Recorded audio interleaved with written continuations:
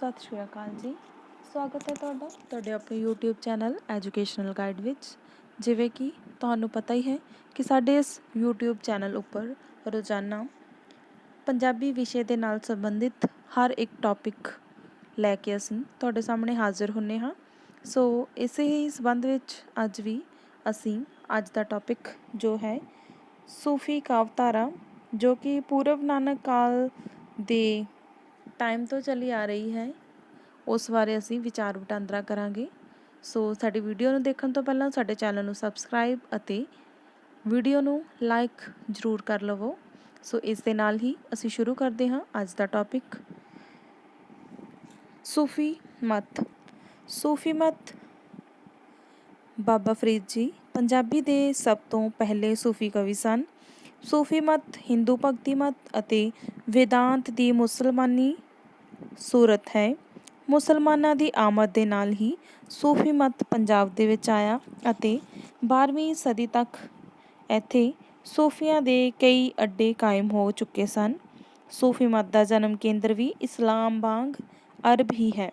ਕਈ ਵਾਰ ਪੇਪਰ ਦੇ ਵਿੱਚ ਪੁੱਛ ਲਿਆ ਜਾਂਦਾ ਹੈ ਕਿ ਸੂਫੀ ਮੱਤ ਜਾਂ ਇਸਲਾਮ ਧਰਮ ਦਾ ਜਨਮ ਕੇਂਦਰ ਕਿੱਥੇ ਹੈ। ਸੋ ਉਸ ਦਾ ਉੱਤਰ ਹੋਵੇਗਾ ਅਰਬ। ਡਾਕਟਰ ਲਾਜਵੰਤੀ ਰਾਮਾਕ੍ਰਿਸ਼ਨਾ ਅਨੁਸਾਰ ਪੰਜਾਬੀ ਦਾ ਸੂਫੀ ਮੱਤ ਵੀ ਇਸੇ ਵੱਡੀ ਸੂਫੀ ਲਹਿਰ ਦੀ ਸ਼ਾਖਾ ਹੈ ਜੋ ਦੂਸਰੀ ਸਦੀ ਹਿਜਰੀ ਅਰਥਾਤ 9ਵੀਂ ਸਦੀ ਦੇ ਵਿੱਚ ਅਰਬ ਵਿੱਚ ਪੈਦਾ ਹੋਇਆ ਸੀ। ਸੂਫੀ ਮੱਤ ਦਾ ਅਰਥ ਹੈ ਉੱਨ ਦਾ ਮੋਟਾ ਕੱਪੜਾ ਹੈ। ਇਸ ਲਈ ਸੂਫੀ ਉਹਨਾਂ ਲੋਕਾਂ ਨੂੰ ਸੱਦਿਆ ਜਾਣ ਲੱਗਿਆ ਜੋ ਸੂਫ ਪਾਉਂਦੇ ਅਤੇ ਦੁਨੀਆ ਨੂੰ ਛੱਡ ਕੇ ਤਿਆਗੀ ਬਣ ਜਾਂਦੇ ਸਨ। ਪ੍ਰੋਫੈਸਰ ਮੋਹਨ ਸਿੰਘ ਅਨੁਸਾਰ ਰਹੱਸਵਾਦ ਦੀ ਈਰਾਨੀ ਸ਼ਕਲ ਨੂੰ ਸੂਫੀ ਮੱਤ ਕਿਹਾ ਜਾਂਦਾ ਹੈ। ਕਈ ਤਾਂ ਸੂਫੀ ਮੱਤ ਦਾ ਜਨਮ ਹੀ ਈਰਾਨ ਵਿੱਚ ਹੋਇਆ ਮੰਨਦੇ ਹਨ। ਉਹਨਾਂ ਦਾ ਵਿਚਾਰ ਹੈ ਕਿ ਇਸਲਾਮੀ ਪ੍ਰਭਾਵ ਵਿਰੁੱਧ ਇਹ ਮੱਤਾਂ ਦੇ ਪ੍ਰਭਾਵ ਹੇਠ ਪਹਿਲੇ ਵਿਦਵਾਨ ਸੂਫੀ ਵੀ ਇਸਲਾਮੀ ਸਿਧਾਂਤਾਂ ਨੂੰ ਸ਼ੰਕਾਵਾਦੀ ਦ੍ਰਿਸ਼ਟੀ ਦੇ ਨਾਲ ਤੱਕਣ ਲੱਗੇ। ਸੂਫੀ ਮੱਤ ਦੀ ਦਾਰਸ਼ਨਿਕ ਵਿਆਖਿਆ ਅਤੇ ਅਗਵਾਈ ਲਈ ਪੁਸਤਕਾਂ ਵੀ ਲਿਖੀਆਂ ਗਈਆਂ, ਜਿਨ੍ਹਾਂ ਵਿੱਚੋਂ ਹਕੀਮ ਮਨਾਈ, ਫਰੀਦ ਦੀਨ ਅਤਾਰ, ਜਲਾਲਦੀਨ ਅਤੇ ਹਾਫਿਜ਼ ਆਦਿ ਕੁਝ ਪ੍ਰਸਿੱਧ ਲੇਖਕ ਹਨ।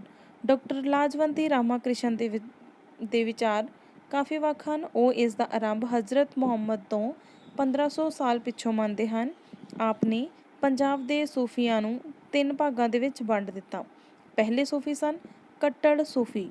ਸੂਫੀ ਮੱਤ ਦਾ ਪੁਰਾਣਾ ਸਰੂਪ ਲੋਕਾਂ ਨੂੰ ਪ੍ਰਚਾਰ ਦੁਆਰਾ ਮੁਸਲਮਾਨ ਬਣਾਉਣ ਵਿੱਚ ਯਕੀਨ ਰੱਖਦਾ ਹੈ। ਕੁਰਾਨ ਵਿੱਚ ਸਭ ਤੋਂ ਪਹਿਲਾਂ ਕੁਰਾਨ ਨੂੰ ਸਭ ਤੋਂ ਪਵਿੱਤਰ ਪੁਸਤਕ ਸਮਝਦਾ ਹੈ ਅਤੇ ਹਜ਼ਰਤ ਮੁਹੰਮਦ ਨੂੰ ਸਭ ਤੋਂ ਵੱਡਾ ਪੈਗੰਬਰ ਸਮਝਦਾ ਹੈ। ਦੂਸਰੇ ਸੂਫੀ ਦਾਰਸ਼ਨਿਕ ਮੱਤ ਦੇ ਸੂਫੀ ਸਨ। ਇਸ ਵਿਚਾਰ ਦੇ ਸੂਫੀ ਵਿਚਾਰਵਾਨ ਅਤੇ ਸਿਧਾਂਤਕ ਸਨ। ਉਹਨਾਂ ਨੇ ਸਾਰੇ ਮੱਤਾਂ ਦਾ ਦਾਰਸ਼ਨਿਕ ਮਜ਼ਹਬ ਦੇ ਵਿਰੁੱਧ ਈਰਾਨੀਆਂ ਦਾ ਪ੍ਰਤੀਕਰਮ ਹੈ। ਇਸ ਦਾ ਵਿਕਾਸ ਨਵ ਅਫਲਾਤੂਨੀ ਵਿਚਾਰ ਵਿੱਚੋਂ ਹੋਇਆ ਹੈ। ਇਹ ਇੱਕ ਖੁਰਦਰੇ ਬੂਟੇ ਵਾਂਗ ਪੈਦਾ ਹੋਇਆ ਹੈ। ਸੂਫੀਆਂ ਦਾ ਗੜ੍ਹ ਜਦੋਂ ਈਰਾਨ ਬਣਿਆ ਤਾਂ ਸ਼ਾਇਦ ਉੱਥੋਂ ਦੇ ਪ੍ਰਭਾਵ ਕੁਰਾਨ ਹੀ ਉਹਨਾਂ ਅੰਦਰਲੀ ਕੱਟੜਤਾ ਖਤਮ ਹੋ ਗਈ ਅਤੇ ਉਹ ਕੱਟੜਤਾ ਰਹਿਤ ਹੋ ਕੇ ਪਰਮਾਤਮਾ ਦੀ ਭਜਨ ਬੰਦਗੀ ਕਰਨ ਲੱਗੇ। ਸਦਾਚਾਰ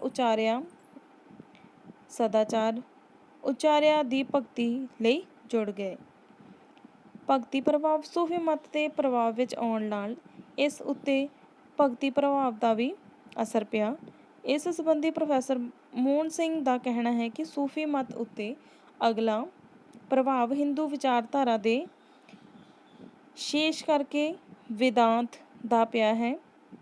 ਭਗਤੀ ਅਤੇ ਰੱਬ ਦਾ ਇਸ਼ਕ ਉੱਪਰ ਜ਼ੋਰ ਦੇਣਾ ਭਾਰਤੀਆਂ ਦੇ ਪ੍ਰੇਮ ਮਾਰਗ ਦਾ ਅਸਰ ਹੈ। ਪੰਜਾਬੀ ਸੂਫੀ ਵਿੱਚ ਪ੍ਰਚਾਰ ਕਰਨ ਦੇ ਖਿਆਲ ਨਾਲ ਆਪਣੇ ਸੂਫੀਆਂ ਦੀ ਦੇਣ ਹੈ। ਇਸ ਵਿੱਚ ਚਿਸ਼ਤੀ ਅਤੇ ਮੋਹਰਾਵਰਦੀ ਪਰੰਪਰਾਵਾਂ ਦਾ ਵੀ ਹਿੱਸਾ ਹੈ।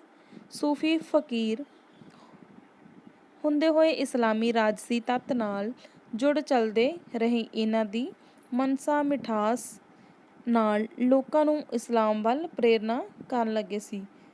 ਪੰਜਾਬੀ ਸੂਫੀ ਕਾਵਿ। ਪੰਜਾਬੀ ਸੂਫੀ ਕਵੀਆਂ ਨੇ ਪੰਜਾਬੀ ਸ਼ਬਦ ਭੰਡਾਰ ਨੂੰ ਕਿੱਸਾ ਕਵੀਆਂ ਵਾਂਗ ਨੱਕੋ ਨੱਕ ਭਰ ਦਿੱਤਾ। ਇਹਨਾਂ ਦੀ ਦੇਣ ਮਹਾਨ ਸੀ।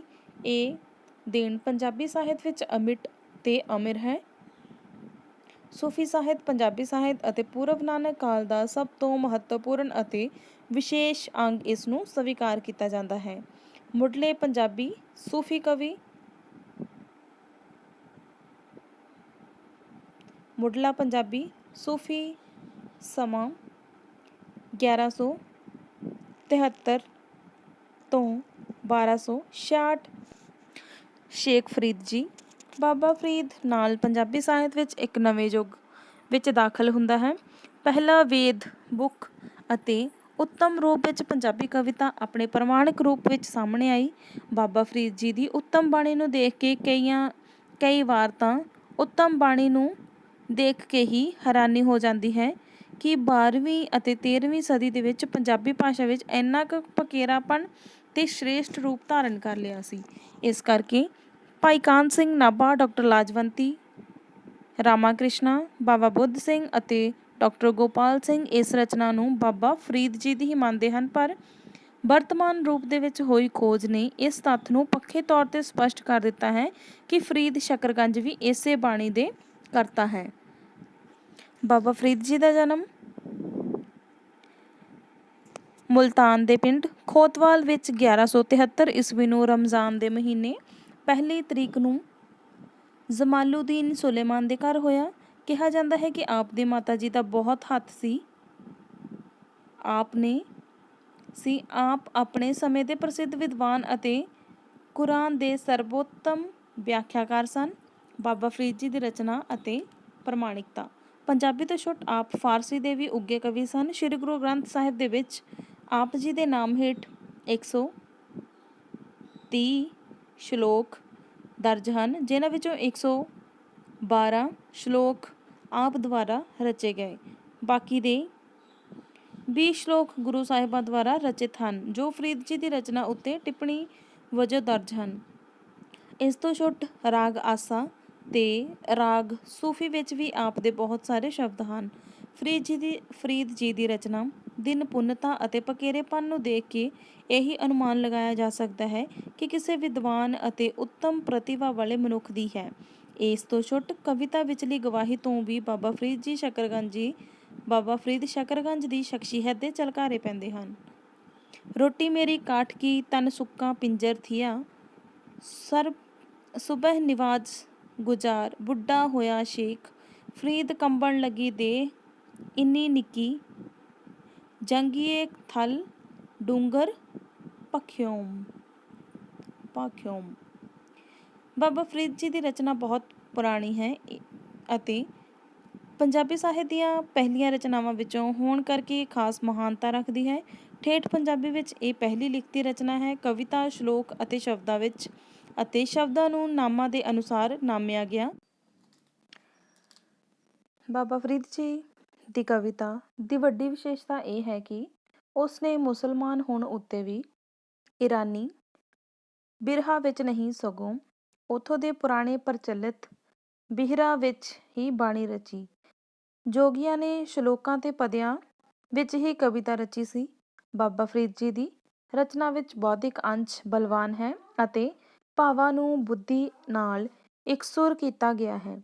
ਨਿਖਰੀ ਅਤੇ ਉੱਚੀ ਕਲਪਨਾ ਪ੍ਰਤਿਭਾਸ਼ਾਲੀ ਸ਼ਖਸੀਅਤ ਉਸ ਨੂੰ ਵੱਡੇ ਕਵੀ ਹੋਣ ਦਾ ਮਾਣ ਬਖਸ਼ਦੀ ਹੈ। ਆਦਿ ਗ੍ਰੰਥ ਤੋਂ ਬਾਹਰਲੀ ਬਾਣੀ ਬਾਬਾ ਫਰੀਦ ਜੀ ਦੇ ਨਾਂ ਨਾਲ ਜੁੜੇ ਕੁਝ ਸ਼ਲੋਕ ਆਦਿ ਗ੍ਰੰਥ ਤੋਂ ਬਾਹਰ ਵੀ ਮਿਲਦੇ ਹਨ। ਇਸ ਤਰ੍ਹਾਂ ਕੁਝ ਸ਼ਲੋਕ ਆਦਿ ਗ੍ਰੰਥ ਵਿੱਚ ਵੀ ਸ਼ਾਮਲ ਹਨ, ਜਿਵੇਂ ਬੁੱਢਾ ਹੁਆ ਸ਼ੇਖ ਫਰੀਦ ਕੰਬਣ ਲੱਗੀ ਦੇ, ਜੇ ਸਿਉ ਵਰਿਆ ਜੀਵਣਾ ਭੀਤਨ ਹੋਸੀ ਖੇ। ਇਹ ਸ਼ਲੋਕਾਂ ਦੇ ਅਧਿਐਨ ਤੋਂ ਪਤਾ ਚੱਲਦਾ ਹੈ ਕਿ ਫਰੀਦ ਨਾਮ ਦੇ ਇੱਕ ਵਿਅਕਤੀ ਨੇ ਨਵੀਂ ਸਗੋਂ ਕਈ ਹੋਰ ਸ਼ਖਸੀਅਤਾਂ ਨੇ ਸ਼ਲੋਕਾਂ ਦੀ ਰਚਨਾ ਕੀਤੀ ਹੈ, ਜਿਨ੍ਹਾਂ ਦਾ ਚਰਚਾ ਅਸੀਂ ਅੱਗੇ ਕਰਦੇ ਹਾਂ। ਸ਼ੇਖ ਫਰੀਦੀਨ ਬਹੂ ਅਲੀ ਕਲੰਦਰ ਪਾਣੀਪਤ। ਡਾਕਟਰ ਦਵਿੰਦਰ ਸਿੰਘ ਨੇ ਪੰਜਾਬੀ ਸਾਹਿਤ ਦੇ ਇਤਿਹਾਸ ਵਿੱਚ ਸ਼ੇਖ ਫਰੀਦ ਜੀ ਤੋਂ ਪਿੱਛੋਂ ਸੂਫੀ ਦਾ ਜ਼ਿਕਰ ਕੀਤਾ ਹੈ। ਹਿੰਦੁਸਤਾਨ ਵਿੱਚ ਕਲੰਦਰਵੀ ਸੰਪਰਦਾਇ ਦਾ ਮੁਖੀ ਸ਼ੇਖ ਹੂ ਅਲੀ ਕਲੰਦਰ ਪਾਣੀਪਤ ਨੂੰ ਮੰਨਿਆ ਜਾਂਦਾ ਹੈ।